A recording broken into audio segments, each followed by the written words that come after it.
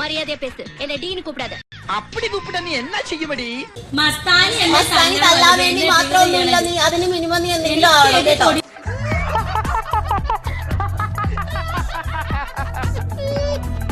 പോയി മൂലക്ക് പോയിരിക്കും. 2 വാഴപ്പഴം ഉണ്ടാവട്ടെ.